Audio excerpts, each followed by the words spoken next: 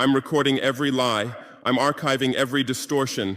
I am Ibrahim Traore, and today I'm pulling off your masks. Yes, you heard correctly. I, whom you call a young military junta leader, whom you brand as a dangerous radical, whom you serve up as an anti-Western dictator, am now telling you the truth. And this time you cannot turn off your microphones. This time you cannot turn away your cameras. This time your editors cannot cut this speech, because the world you monopolize no longer exists, because millions will hear these words now, without passing through your filters, without being subjected to your distortions, without being muddied by your lies. I am 34 years old. Every day of my life, I grew up with your lies. As a child, I would watch Africa on television. Always the same images: children with flies, dry lands, weapons, death. This is Africa, they told us. This is what Africa is.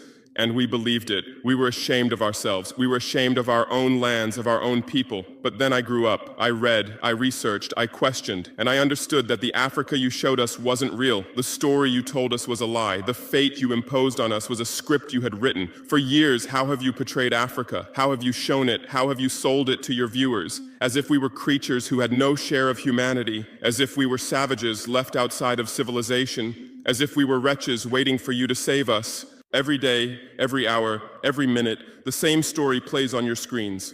Hunger, war, disease, corruption, terror, chaos. These are the words that come to mind when Africa is mentioned.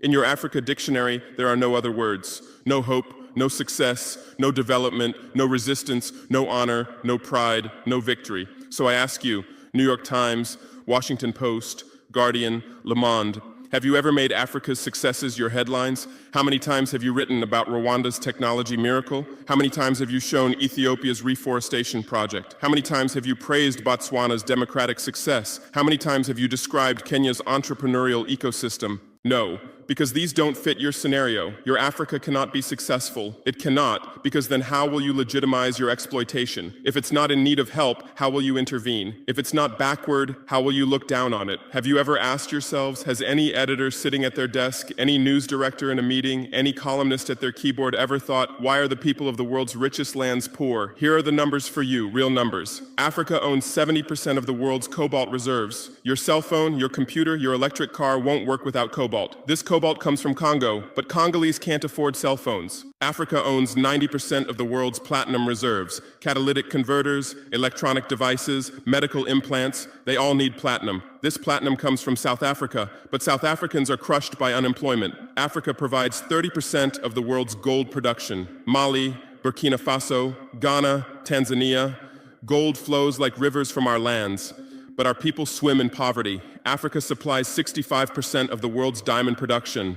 Botswana, Angola, Congo, Sierra Leone, billions of dollars worth of diamonds are extracted, but our miners live on $1 a day. Africa owns 35% of the world's uranium reserves. Niger, Namibia, South Africa. Nuclear plants run on our uranium. Paris lights burn with our uranium, but our villages have no electricity. And you still ask, why is Africa poor? No, the right question is, how was Africa kept poor while being so rich? Here's your answer. Colonialism didn't end, it changed shape. You used to come and occupy our lands. Now you come and establish companies. You used to take by force. Now you make agreements.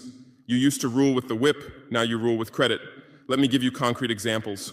With numbers, names, dates, but you'll never write about these. Glencore, Swiss-based mining giant, extracting cobalt in Congo. 2022 revenue, $256 billion. Tax paid to Congo, $500 million. That's 0.2%. Is this justice? Rio Tinto, British-Australian mining giant, extracting bauxite in Guinea, 20 million tons annually. What's left for Guinea? Environmental pollution and cancer. Total, now Total Energies, French oil giant, extracting oil in Angola, Nigeria, Congo.